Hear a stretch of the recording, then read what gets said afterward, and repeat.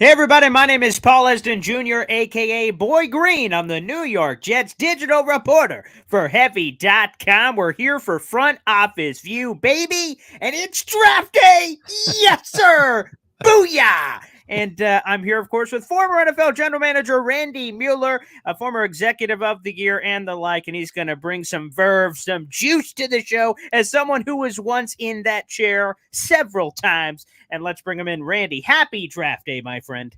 Thanks, buddy. I apologize for the snickering, but every time you intro us, it just brings a smile to my face, man. I laugh. So I'm happy to be here with you, and I'm with you on draft day. I get my juices pumped up as well, and a lot of cool things I think are about to happen. So I'm looking forward to it. Absolutely. And guys, we're streaming live simultaneously in a variety of places, so feel free to show your support wherever you're watching. I will give a quick plug right now, and I'll probably do it sporadically throughout the show. I will be back live tonight starting at 7:45. It's going to be a 4 or 5+ hour live stream of the first round. We'll have sports comedian Brandon Carney, Randy Mueller, Matt Lombardo. So many wonderful guests will be dropping by throughout the show, and man, there should be some action happening, and we'll be reacting to it all live in a variety of places, including my YouTube channel, youtube.com/boygreen25. But before we get all to that jazz, Randy, let's get into a variety of topics. And the first one being, of course, Aaron gosh darn Rodgers. About friggin' time, Randy. I was growing concerned if it was going to happen before I'm dead, but I'm glad it did. So here we are. Aaron Rodgers is a member of the Jets. Give us your gut reaction. There was a lot of GM chess happening between Packers GM Brian Gutekunst and Jets GM Joe Douglas on this war, and ultimately it gets decided well before the draft here. Several days out, officially agreed to, and then officially announced and introduced yesterday. Yeah, it's been a long road as we've been through the Aaron Rodgers saga for what seems like the last 2 years. So I'm glad it came to an end with the trade, and obviously everybody's weighing in on what they think about it. I mean, obviously it's a good thing for the Jets, right? They have a player at a position that they have coveted for years and years, and it hasn't happened. So I have no criticism of that at all. I think if you were to dig into the weeds, you can find a little bit of give and take that happened over the last couple of weeks. I think the Packers were ready to make a deal. I think the Jets were more than ready to make a deal, and it made sense to get it done before the draft so that these picks could be doled out and the appropriate teams could go on with their team build. I think if I was really getting down to the nuts and bolts, I was afraid the Jets at some point were going to overpay a little bit. And I think that happened at the end of the day, but I understand why they did what they did. I think they kind of could have probably nickel and dimed a better deal. For example, the conditional pick in 24 is tied to a playtime clause of 65%. That's pretty light to me. That's only 11 games. I thought there would be some other conditions tied to that. I think it's got to be concerning that you're going to give up probably a first-round pick next year, a second-round pick this year, and there's really no guarantee as to how long Aaron will play. So that would be the only downside to me, is having given up that kind of compensation. I know he tweaked his contract before he left Green Bay. There's some cap counting gymnastics that have to take place. I don't think it's done in ink yet by any means. I think everything they did is in pencil, and at some point the Jets will probably tweak that again. I'll be anxious to see how that contract, Paul, actually reads when the Jets get done with their version of it, because I think in there we'll probably get an indication of maybe how long Aaron plans on playing, because you'll get to see how he collects his money. There's $100 million, give or take a few, in this contract that are guaranteed, and he's not going to walk away from that money. So I know there's some trust right now as they bridge this when is it going to be paid gap, and I think we'll find out a lot more, maybe the answers to the end of the questions that we all have when we see that final version of the contract. 100%. The devil is always in the details. So contract should come. Again, there's been some preliminary things. You mentioned it, the adjustment before officially being traded, and then the adjustment to come. Because right now, according to the salary cap numbers, he's counting somewhere in the ballpark of just a hair over $1 million this year. But there's like $100 million thing next year, and that can't make any sense whatsoever. In the room. Yes, that $100 million is a fairly good sized elephant that's not going away.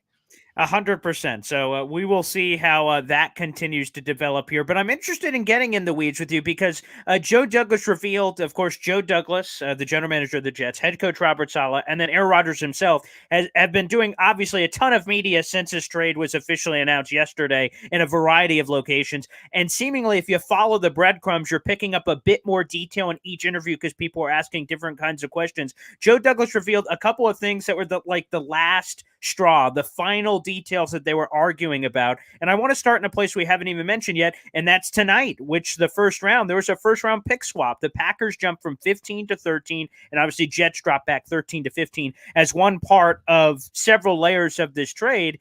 And it seems like the initial reaction from a lot of people, especially when you consider the rest of the deal that the Jets gave up, it feels almost unnecessary. Like, oh, yeah, here's the trade. No, yeah, give us 2 more spots in the first round, too. So what did you make of that? Joe Douglas admitting that was one of the final steps of the process to get this deal over the line. And also, like, from the Jets and Packers perspective, the Packers must be thinking of a player they want to get, so getting in front of New England and the Jets potentially. But on the Jets side, they must convince themselves that whoever they were going to take at 13, they could probably still get at 15. So it's kind of, an interesting more GM chess going on here, Randy. Yeah, I think you're right. I don't know that there's specific goals in mind for particular players as much as this was an easy tweak. It wasn't a giant move. It's not going to change the seismic meters. I do think this, though, it is a move, and it is one where you free up 2 spots now. If you're the Packers, you can move up 2 spots. And I don't know how many mock drafts we all do as GMs, but I used to do a ton of them. And sometimes that 1 or 2 spots is going to matter. And it may or may not. We'll see how it shakes out. But I do think it's a move. I don't have a points chart in front of me, but my guess is it's a fairly high number of points, as we value where these drafting slots are. I think that will factor into it. But I do think it was convenient. It was a good way to kind of throw a bone for the Packers. In the Jets throw this bone to them to help get the deal done. So I give them credit. They tried to do some things at the end to tweak it. I might have waited till right now, as we sit here today, to finally make the tweaks to do it. But that's all right. They ended up getting the player they wanted. The Jets have been all in on this guy, that we all knew that they were going to make a deal. And I thought at some point they might overpay a little bit. If this is it, and the way we see it now, it's probably still worth it for me. The precedent is for these quarterbacks that we saw: Warren Moon, Joe Montana, Matt Ryan, all these quarterbacks in their late 30s got traded in the past for nothing like this. This is a fancier bow, a bigger package, more compensative picks in this case than any of those other picks. So there's risk involved in all these things. Obviously, the Jets feel like they have a really good team, and this is the missing link. So I'm not going to pick it apart. I think the fact that they moved up, 2 spots, or the Packers moved up 2 spots, yeah, it probably was a deal closer maybe, but I don't think it was a giant move like you mentioned. Yeah, and I'm just going to say this, that of course we'll be watching live tonight for our heavy on sports product here. I'm going to lose my bananas if somehow the Packers, who have not, here's a fun NFL draft historical nugget as a historian, as I like to pride myself on, the Packers haven't taken a first-round wide receiver since 2002. Aaron Rodgers, of course, was drafted in 2005, so they never gave him the hookup of having a first-round receiver. And if 5 seconds after they traded him, they're like, you know what? Mark it down, Paul. Mark it down. Right. Draft room. Guy comes in. Guys, before we finalize the board, I've got an idea. Yeah, sure. Throw it out there. First round receiver. You know what? Why not? Let's mix it up. Whoop, Jackson Smith and Jigba. I can only imagine the reaction from Aaron Rodgers in his Jets penthouse, wherever he is, just knocking everything off the table. Son of a, what the? I'm just going to lose my stuff if that happens tonight, Randy. Yeah, absolutely. I think you're right. The spin-offs from the deal, I think, are very interesting. For me, the spin-off on the Jets side is that with the addition of Aaron Rodgers, everybody wants to hammer Zach Wilson and kind of bury him at the end of the day.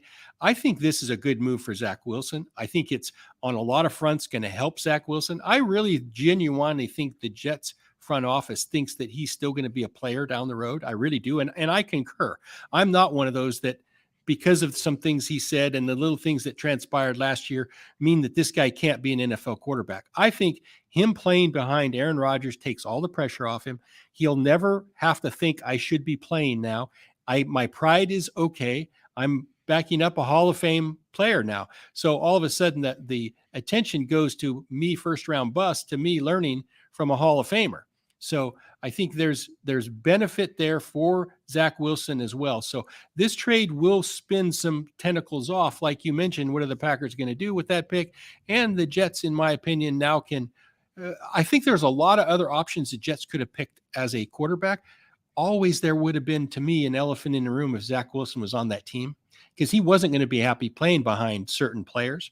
This takes the conversation off the table, and I think he realizes that, and it's all good. You know, it's a fascinating nugget, Randy, because I consider this. When you think back in recent history, there's been a few examples where there's been a veteran quarterback and a youngster behind, and it hasn't always gone well. Some of the first ones I think of is Joe Flacco when Lamar Jackson was drafted, and the media said, "Oh, Joe, well, Lamar, you're going to take him under your wing?" And he said infamously, "That ain't my job. I don't got to train or teach or mentor that kid." And then Joe Flacco caught a lot of flack in the media for that. Ben Roethlisberger, if a young guy was going to come in, he said, like to Mason Rudolph, screw off. I'm the quarterback around here, pal, to the media. So when Aaron Rodgers came in yesterday, I was interested because, of course, he was going to be asked about Zach Wilson, the number 2 overall pick. And, man, Randy, he did exactly the things that you're saying. Right. He said, you know, my job is to come in here and, of course, be the quarterback of the Jets, but to try to build up that confidence back up for Zach Wilson to really kind of help him. And he had the famous line, of course, because we're going back to Zach Wilson before Aaron Rodgers is a member of the Jets. The Jets reveal they're going to go after a veteran quarterback. The media asked Zach Wilson, hey, you know, what's your thoughts on, you know, the Jets bringing in a veteran quarterback? Zach Wilson said, I'm going to make his life hell in practice. That's what Zach Wilson said.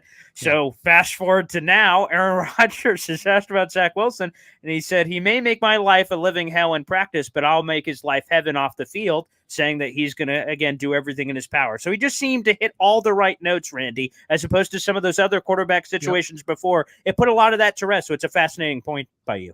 I think it's a really good angle because I also think it's more than just mentoring. I think if Aaron Rodgers says not a word to Zach Wilson still gets comfort from it. I just think this is a guy he can follow. He can watch how he works every day. He can understand how he deals with the media better. He just didn't have anybody like that. He didn't have anybody like that at BYU, and he surely didn't have anybody since he's been in the Big Apple. So I think he benefits from it. The other thing that you forget is that Zach Wilson, I think, will thrive in a Nathaniel Hackett offense. I really do. I think the system changed the minute they let Mike LaFleur go. And I think Zach Wilson's life changed in that particular time too. I just think it'll be a different system for him now. And I think he'll benefit from it. Let's face it. And I think you would agree. You're a Jets fan. The Jets offense last year was a mess.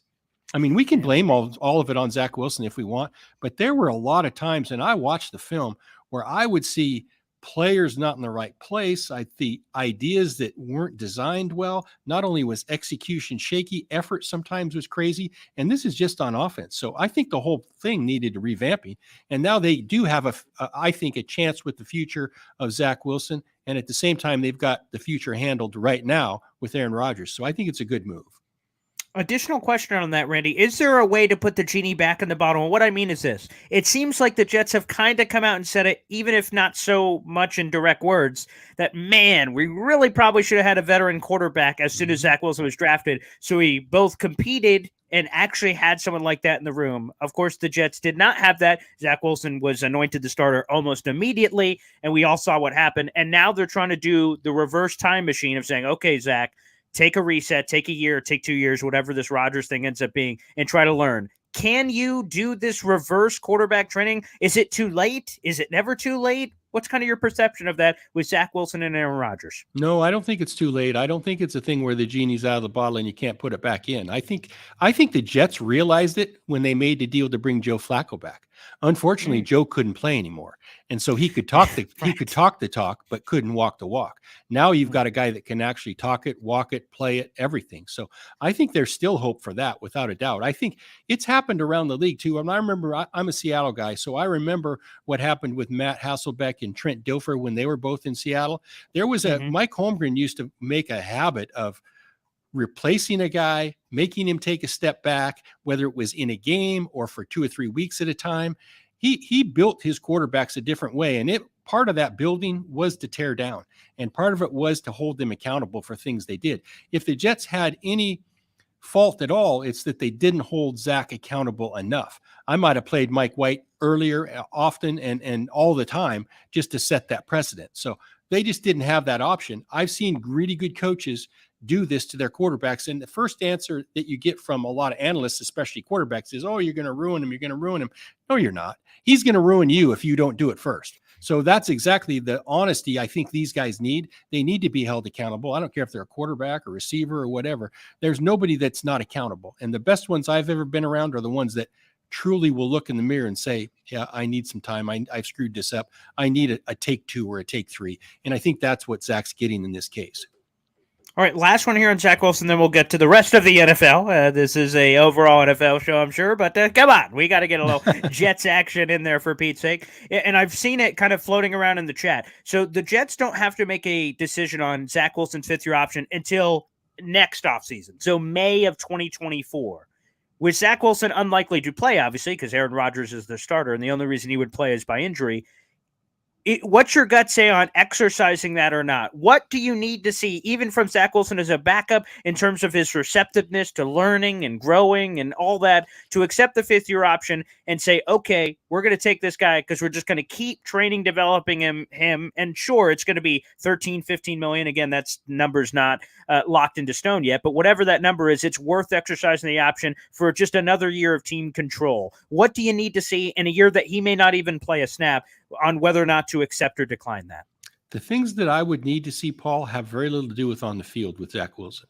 I think what they need to see is maturity. They need to see him growing in his position, growing as a teammate, growing with all aspects of what comes with the intangibles of being a quarterback in the NFL. And I think they will see that. I can tell you right now, fans can let it go. They're going to be frustrated, but the Jets are going to know more than the rest of us, because they're going to see this kid every day and how he punches a clock, how he shows up early, how he stays late. And if they don't see those things, they definitely won't hit the 5th-year button on him. But the thing is, the 5th-year button now comes with guarantees that are enormous, right? So if they elect to, and I would wait till the very end, till the last day I have to decide, but I would not be discouraged if they said, hey, we're not going to pick up the 5th year. That doesn't mean he's not going to be with us. There will be no more learned, like you said, unless Aaron Rodgers gets hurt, this kid's not going to play. But I do think there's value there. And the fact that if they don't pick up the 5th year, doesn't mean he's going to be gone. They can still find a way to pay him, find a way to hang on to him. By that time, they'll have a lot more information on where Aaron Rodgers is. He's going to be 40 years old himself. So they've got to be smart with the decision, but they can find, I think, solace enough to whether Zach Wilson's part of it, if he grows up, if he matures, if he's accountable, all these intangible things that we doubted going into this year or throughout this year. Yeah, going back to Aaron Rodgers, I'm going to use the super chat we're getting in here as a quick launch into my point here. Daniel Faust, thank you for the support on the show. And it's this: Randy, Aaron Rodgers is a member of the Jets. Is it time for me and you to buy our Super Bowl tickets, baby? The Jets, they have Aaron Rodgers. I mean, come on. Is it Super Bowl time? Super Bowl contenders, Randy, are we jumping into the deep pool? Do we need the scuba gear on? Let's go. Obviously, Jet fans are going to do that. The rest of us, I don't know that we have to do that yet. I would say this: let's pump the brakes a little bit. Let's see where they are in the offseason. Let's kind of see how this thing comes together. Like I said, the Jets offense last year was a mess. So they've got to rekindle that whole fire. They've got to come together. It's one thing to have a team on paper that everybody likes. Having managed that team and from the real chair It's another thing to make them come together and develop that and manage the whole group as the season goes on. So I don't know that I'm ready to throw them in the Super Bowl. Obviously, they're a playoff team now. I do believe that. Of course. I think there's pressure on them to get to the playoffs this year, without a doubt. Everybody handles that pressure differently. I would welcome the expectations if I'm them. Whether I'm Robert Saleh, whether I'm Joe Douglas, they have to be okay with the expectations. When you make a deal like this, you can't all of a sudden now pump the brakes and poo-poo it. You're all in for this year, and they got to do that. And the results will show if this is a playoff team, which I think it is, a playoff team in time. But I'm not ready to pencil them in as a Super Bowl team. But as we all know, all you got to do is get in the playoffs. If you get in, anybody's got a chance to make a Super Bowl run. So let's have this conversation around Thanksgiving, and we'll see where we're at. Yeah, Aaron Rodgers had a great line. He joined the Michael Kay show here, obviously locally in New York, and he said, "I've heard the Super Bowl or bust expectations around us, and guess what? We embrace it. Yeah. This is what happens." Kind of talking almost third person of when you bring me in and you have a team like this, of course, and that's what we should be saying to ourselves. And he believes that there is, and I think he used the number 8 to 10 teams realistically enter each NFL year and believe they could win the whole thing. And Rodgers said, "I honestly believe that the Jets are one of those teams." So ultimately, we'll see where that goes. It is draft day today, so let's transition, of course, to the overall NFL draft for all our people that are listening in. Again, we're on a variety of portals with Jet fans and everybody else for that matter. So let's dive in. Last week, we did a lot of offense, so I want to give a lot of love to the defense. I don't know if we could quite boil it down this simply, but I tried to do it for this question, Randy. At the top of the draft, in our edge rushers, 2 players that are inside the front 7, Will Anderson out of Alabama and Tyree Wilson out of Texas Tech. On one hand, I've heard a lot of NFL people tell me that Will Anderson is the safe pick. This is a guy that if you want to make sure you don't get a bust, you take this guy and he's just going to be rock solid. I've heard the opposite on Tyree Wilson. He could be this massive bust, but look at the ceiling. Look at the potential he can bring to the table. From a team building perspective, how do you make the call? So if you need an edge rusher and both of these guys are on the board and you kind of ceiling, floor, and you're kind of viewing it from that lens, how do you make that decision? What helps you make that decision? Well, I think the completeness of the skill set for one thing, and then how you're going to use them. I think in the 2 cases that you brought up, Tyree Wilson and Will Anderson, I don't see them as similar players at all. And sometimes I bristle with the term edge rushers or edge players, because in my opinion, if you're a third down pass rusher and have to stand around on first and second down, you're not worthy of even being in this discussion. So I think just the opposite of what you said. And again, this is just my opinion. Other experts, I'm not even an expert. Somebody else could have an opinion that totally differs from mine. But Will Anderson, for me, is he a linebacker? I don't think he's a defensive lineman. So I think there's risk there. When you say he's the safest, I may push back and say I'm a little taken back because I really don't know what to do with him. He's not an elite athlete. That is not his thing. He's a little stiff in the ankles. His hips aren't quite as flexible. This is not, Derek Thomas. This is not, who's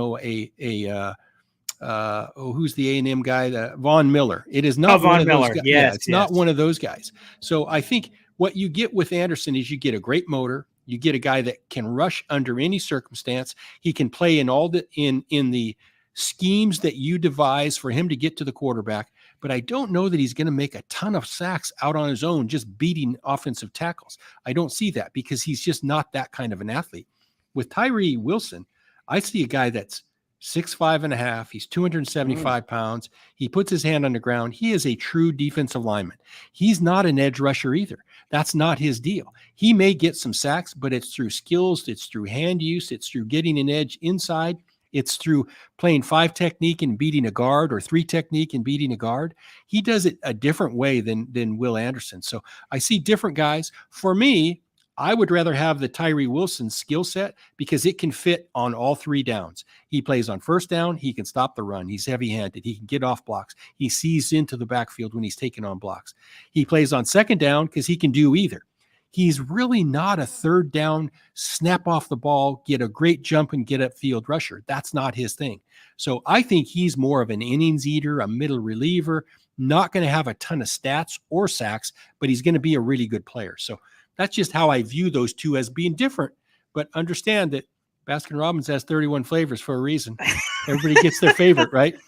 I love that. So and then I transitioned to like, what the hell do you do with a player like Nolan Smith, 6'2", 240? Sure, the edge again. Yep. We get into that Yep. funky territory at the combine as a edge rusher. His numbers are incredible. 4.39. The all the vertical jump, broad jump, like they're all elite numbers. They were all top 3, and his vertical jump had 3.5 inches on the next closest guy. So like, there's elite like content there, but the sides, you're like a weird tweener. I heard some people reference he could maybe play that Leo position, which is Seattle / something Robert Saleh and the Jets could potentially use. But on an overall sense, where do you play a player like that who's so weirdly sized? He's actually a better run defender than you would think because of the size. You'd think someone like that would get pushed around, but according to the analytics, he doesn't. Like, he's just kind of a weird size player. I don't know where to put him. He feels like a tweener.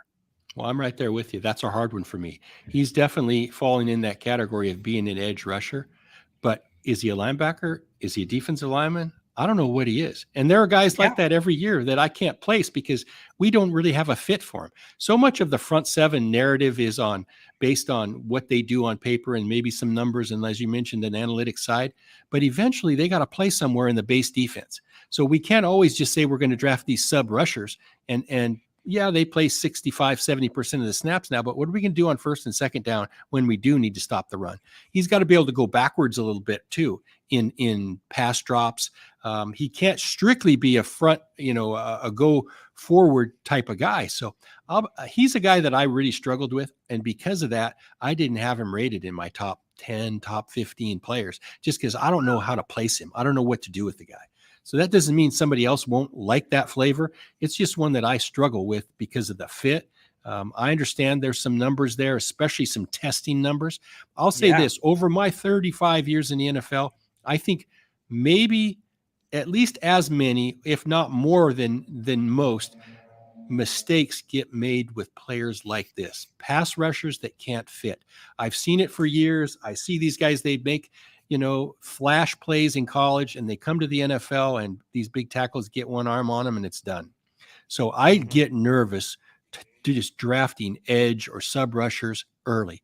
It'd be another thing if you're talking about this guy in the second or third round, but to get him, it sounds like you're going to have to pick him in the top 10, top 12. I just couldn't drink that Kool-Aid. Sorry, Paul. I love it, Randy. You're the best in the business, and obviously, I'd be doing a disservice. We're seeing this beautiful, heading here that was brought to you by our handsome guy Chris Licata, NFL team building best front seven prospects in 2023. If I don't mention Jalen Carter, of course, out of Georgia, and of course the Seattle tie, as everyone has been connecting rumors Jalen Carter, Seattle together. But there's a ton of off the field stuff, both in terms of his pro day showing 9 pounds overweight, and then the legal stuff that's going on there. So every team has to be comfortable with that, and they each have their own way of kind of filtering that out on what they're comfortable with or not. But a lot of people believe he's the most talented player in this class. Do you see that? Do you see? Because another criticism has been, does he always give 120%? And does any player always give 120%? Because that's kind of a myth buster thing on social as well.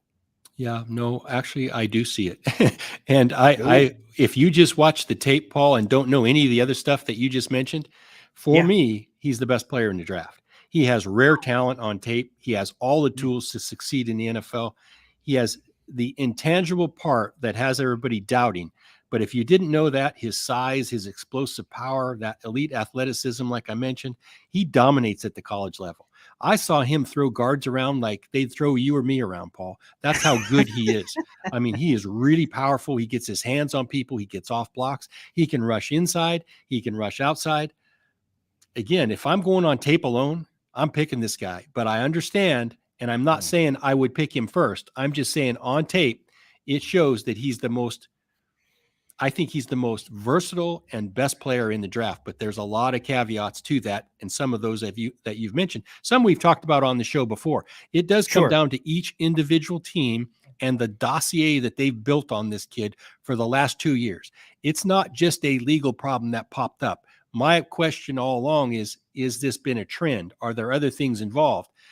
It's a tough call for these teams, but I know this, and we've said this already, they know way more than we do. They've spent time and money on private investigators. They've investigated this kid from junior high on up by talking to everybody he's been associated with back in his hometown. They do an unbelievable background check on all these guys. And so they'll know it all. They'll have talked to everybody in that Georgia program and know exactly what makes this kid tick. We don't have that access. So if we're sitting here pick 6 and he hasn't gotten picked yet, tells me there's a lot more there than we knew about. If somebody picks him up there in the top 3 or 4, probably tells me that they think they can deal with this kid and he'll be fine in the long run. By the way, he made the joke about it. He has not done a ton of those kind of media appearances, but he was on Real Sports, and he made the joke that he was asked if this very serious legal thing and stuff kind of emanating from it will affect his draft stock. He says, "I'm sure it will a little bit." And then he talked about how NFL teams really dig in on you. He's like, "If I did something in middle school, I'm pretty sure they have that on the old scouting report." So it's like a half joke, but half actually serious in terms of the interpretation. And Randy, I know you can probably not speak to this point in particular, but talking about Jalen, you mentioned that, just on the tape that he could be this really high draft pick, but with all the other stuff, maybe he can kind of move around a little. So how does it work? So let's just say Jalen Carter is the number 1 overall player. He's the most talented player. And then you get all this other stuff. You're like, well, because of all this other stuff, now I'm willing to take him maybe in the top 3. Maybe the top 5. How do you make that range in your own head of where you would be comfortable taking a player? Again, because of Jalen and his situation and us being on the outside, maybe we can't have a specific answer for him. But in his kind of situation where you have this really talented player, but you have some baggage, how do you kind of figure out or develop a range? Where does that number come from of 1, but maybe top 5, 1, but maybe top 7, if you understand what I'm saying? Yeah, no, I get it. And every team deals with this kind of thing every year. It could be medical, Paul. It's the same thing. Sure. When you meld in the medical information from your doctors, it's the same thing. These kind of deals, you have to have supportive ownership. You have to understand that they're looking at things from a different prism. These are investments. These are portfolios that we're fixing to give millions of dollars to. And if you want to make these kids part of it, you've got to be satisfied. So I think, again, it comes down to consensus building within your own group. And everybody's going to place that card somewhere on their board where they're comfortable. It might be different for Paul. It might be different for me. It might be different for the Seattle Seahawks, depending on your group and where you come in on this stuff. It's why it's not an exact science. There are times when I would say in the course of a draft, I'd say, just put him up there. Forget the medical, put him up there where he is as a player. Then our doctors will come in and, yeah, you got to be kidding me. I said, all right, drop him down just a little bit. And pretty soon by the end of the process, he dropped all the way to the bottom of the 4th round. That's the way it works. So it's hard to pinpoint each team and what their criteria will be. There are some that draw a heavy line. I know the Steelers for years, especially when Bill Cowher was there, they drew a heavy line. The Giants have been like that with their ownership group, drew a heavy line. We're not interested in him in the 5th round if we have that kind of character flaws that we're that much worried about. So everybody deals with this stuff in their own way. I feel like I'm copping out a little bit, but it's true. It just depends on the people in the room and what kind of a consensus you can build as to when it makes sense. The other thing is, what are your other options? And of course, you always want other options. And in some of these cases, if you have other options, you'll take a different player. In some cases, and I think in Jalen Carter's case, there's no better options football-wise, unless you're talking about we need a quarterback. Then that kind of massages the values of how those cards are on the board. For example, if the first 2 teams are hell set on taking a quarterback, and there's 2 quarterbacks that I think are in the top 5, I'm probably not having too much of a discussion on Jalen Carter.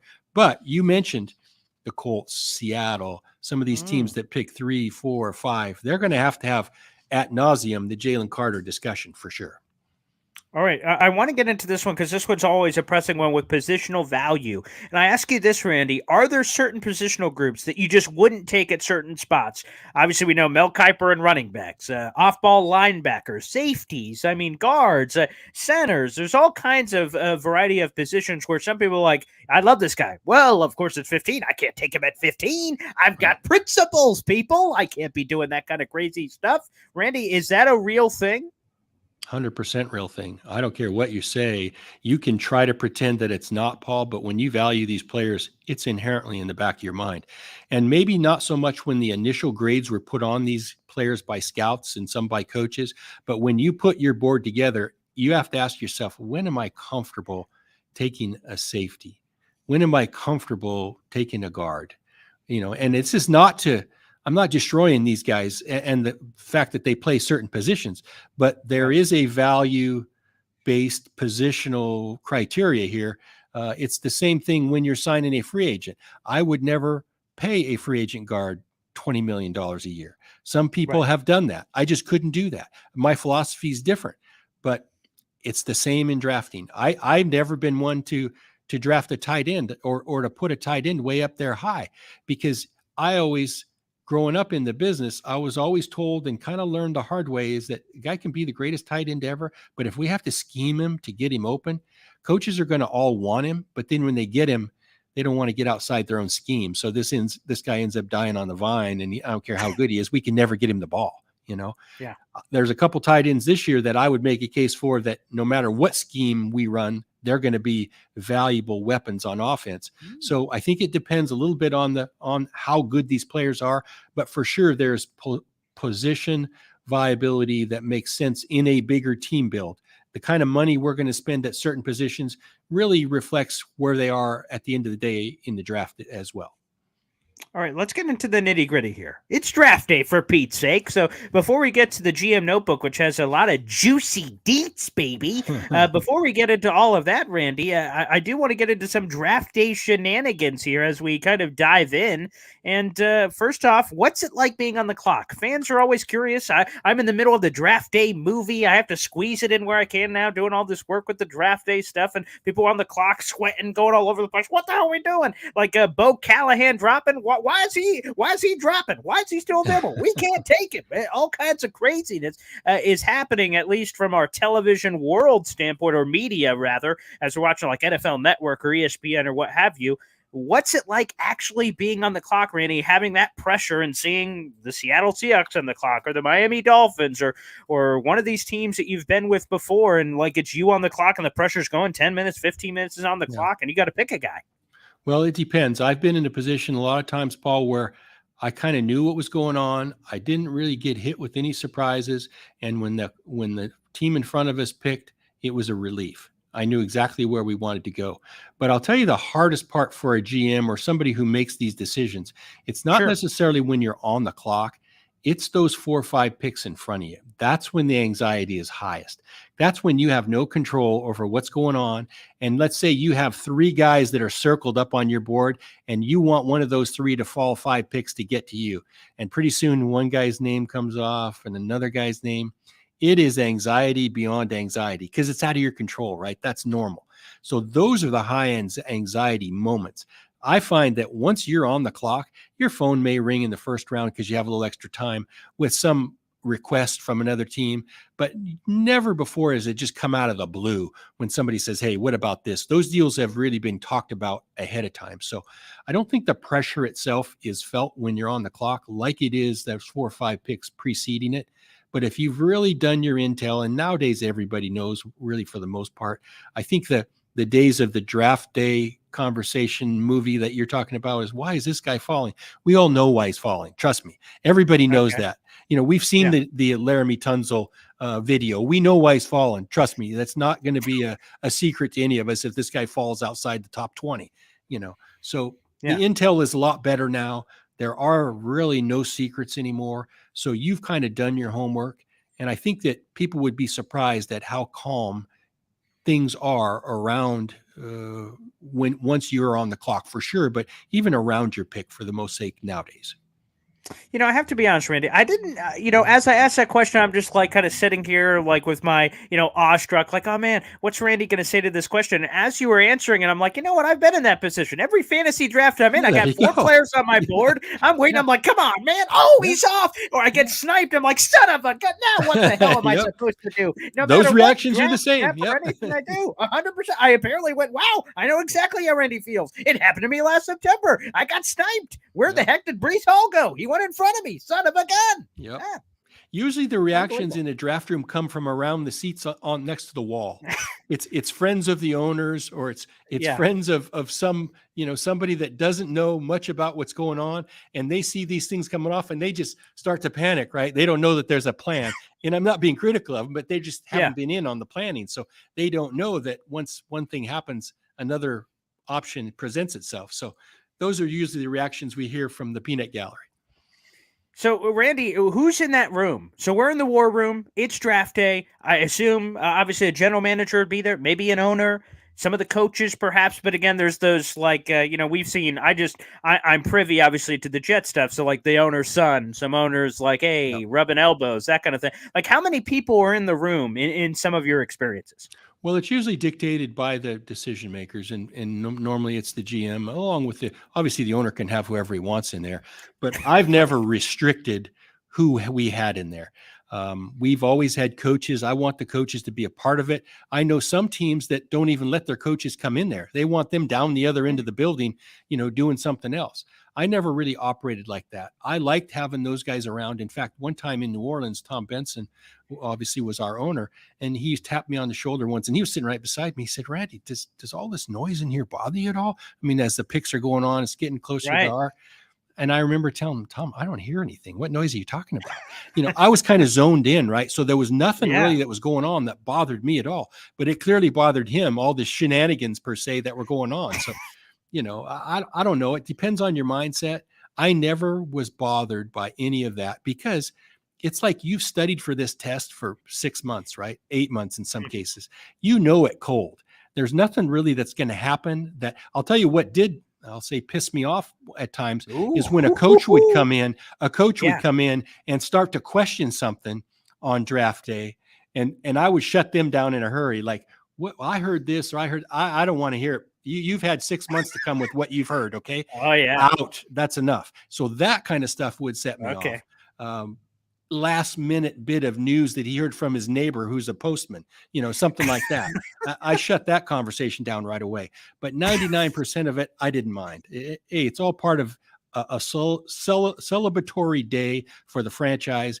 If we have our ducks lined up, and I always felt like we did. So it wasn't a real high anxiety, quiet funeral type procession, Yeah, a couple of quickies before we get to the GM notebook. First off, here's another just fun one. I know this is a common fan question, but I don't think a lot of people know the answer. How do you decide who makes the call? The Jets had this viral moment last year where they allowed an area scout to call one of their mid-round picks because he was the one who discovered the kid that ended up being this pick, and he had this great story. So that was a unique one. Sometimes we see owner, GM, head coach. Who makes that decision? Is that kind of made on the fly? Like, how do you guys decide who calls who when it's time? Like, hey, you ready to come to New York? You're ready to win, kid? Like, who makes those decisions? Most of the time, it's the GM that kind of sets the process. I was a very process-oriented guy. I wanted it to be the same every week. For the most part, I didn't really have to talk to anybody. My mind was on, once we made the pick, I'm on the next pick or on the next phone call or on something else. So I never was one that, hey, I need to be the guy that announces the pick. I don't need to be the guy that call him.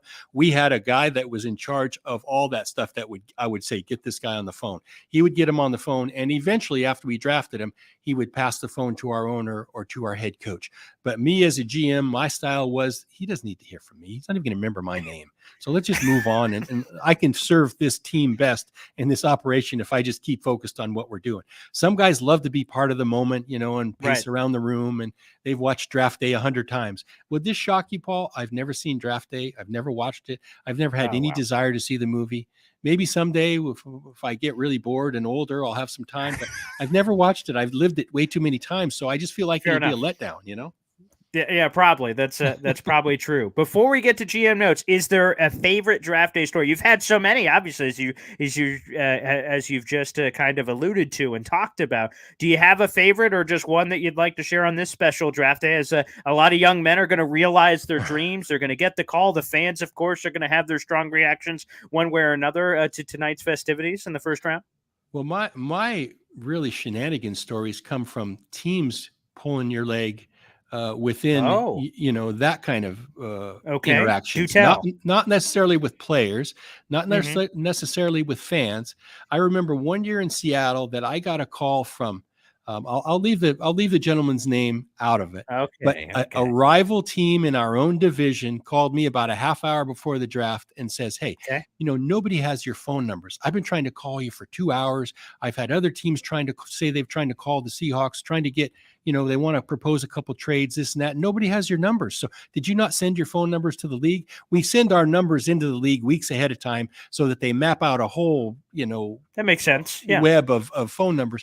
But obviously we had sent our stuff in. He was just trying to yank my chain and send us into a panic right before the draft started. So I'll never forget that. And I'm thinking, what a sicko. First off, he got me. What do you mean you don't have our numbers? Then I got to thinking where the call came from, and I go, oh yeah, they're yanking our chain. Thanks. We'll talk to you later. But at the time, I really wasn't sure, so it took me a few minutes. Hey, I'm from a logging town in Idaho. I'm a rep guy, so I needed some time to process the information. Yes. That's funny. But again, to try to do it right before the draft. Come on, low blow. That's going to be like unwritten rules. Like, hey, all the shenanigans, pal, stops right here at 7:30 or something. No doubt. For Pete's sake. I mean, come on. That ain't right. But anywho, yeah, let's get to it, fans. We end the show the same way every week here on Front Office View. It's emptying the GM notebook, where we get some random quick-hitting nuggets from the week that may have caught Randy's eye. There's a few of them here, including one that just came out, and shout out to my buddy John Shipley, who got the scoop on this. So phenomenal shout out to a young man who does absolutely great work. But Jaguars left tackle Cam Robinson with a multi-game PED suspension. Wow, this kind of came out of nowhere and might put the Jaguars in a bit of a late slide here to kind of scramble for answers. Yeah, it would definitely not be news I'd want to get on draft eve, that's for sure. And I'm sure they know more about it than us. They probably even know the amount of time he will miss if all of that actually happens. I'm sure there'll be an appeal. Maybe that's happened already.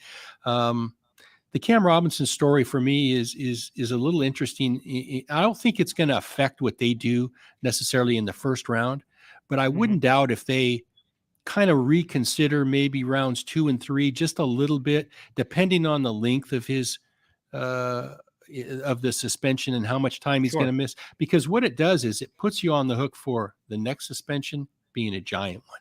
So if you're getting suspended, you've got a couple strikes already, and it's the third strike that you got to be careful and insure yourself for. So I don't think it's going to cause a big stink in Jacksonville, but they're going to have an eye on the future, maybe of a way to have another option anyway. And this would just further my mind down that road with Cam Robinson. I love this nugget. This one is super interesting to me because all the time we hear about players that suddenly are on the block. You go to ESPN.com. Whoa, Austin Eckler. Whoa, DeAndre Hopkins, Cortland Sutton, all these names that have been floating out there and more as potential trade guys. And they come out of nowhere, and it almost seems like a leak job by somebody. But what's the real reason these names are being leaked out? What's the truth here, Randy? Well, you're on to one part of it that is 100% correct. It was a leak job. And in most cases, somebody leaked it out for a reason. What happens when you talk about trading veteran players is nobody's going to do that on draft day without giving the world an information gathering session or some time to do that, whether it's medical information and whether it's to go back and look at your collegiate grades, whether it's you want to get some fresh reports on a guy. That information, and you mentioned the Kyle Ecklers of the world, the Hopkins, the receiver in Arizona, the receivers at Denver, they've been out. Their names have been on the street now for a while, so teams can do the background. They can do everything they can in case they do get in a pinch to have to make a decision quickly. So that's one thing you don't want to do. You'll never see a team trade for a veteran player without having thought it through. So that could be one reason that we've heard a lot of these names being tossed around over the last couple months. It's kind of to ready them for the possibility of being traded on draft day. So at least that's my thinking on them. We used to do it occasionally. If you wanted a name put out there, you'd find a well-placed source that could get the information out there just to see what the market's going to be like on draft day. And you might get a call ahead of time from a team as well saying, hey, if our guy's not there in round 4, would you take a fourth round pick for this guy or that guy? So you can have those discussions leading into the draft. You couldn't have them if you didn't exchange names and ideas and information. Spicy. I like it, Randy. All right, let's squeeze one more in here before we sign off. And it's really, we're well past this, but the 24 hours before the NFL draft, when teams are doing their final preparation, their final tinkerings left and right, really what's happening there? Give us the behind the scenes here. Well, I think most teams have had the hay in the barn for the last couple days. I always made it as mandatory as I could to get our people out of there at noon or 1 o'clock on the day before. I wanted everybody to come back with a straight, face and a clear mind. I remember a couple times in Seattle, and I told this story on another show, that the night before the draft, one time Mickey Loomis was our cap guy. He and I took our daughters to a Broadway play just to get away.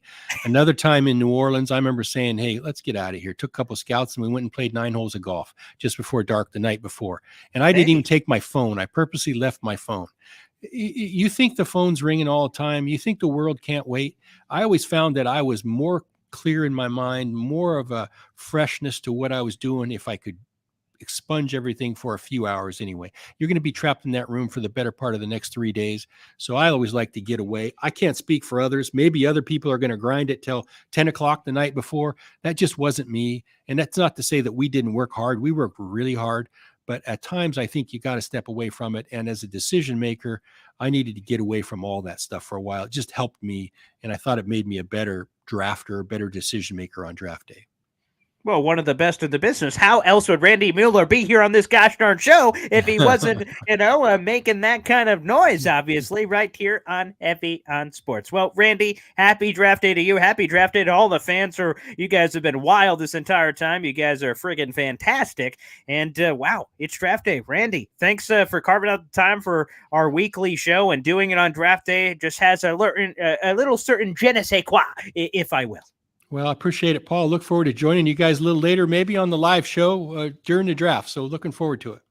Yes, everybody. One last plug before we sign off. Yes, later tonight we will be live streaming for several hours. It starts at 7:45, about 15 minutes before officially the draft is technically underway, although there will be a few minutes there too, because the draft doesn't officially start at 8. They do some shish kebab, some window dressing is going on before, officially the Carolina Panthers are on the clock. But we'll be there starting at 7:45 and go all the way through the first round, which normally is after midnight. Only 31 picks tonight. So Randy and so many other wonderful guests will come on and make me look more handsome and more smart, if that's even possible. So we will explore some of those topics a little bit later. Thanks, everybody, for tuning in, and we will see you next time right here on the show on Front Office View. Thanks, everybody. Have a great night.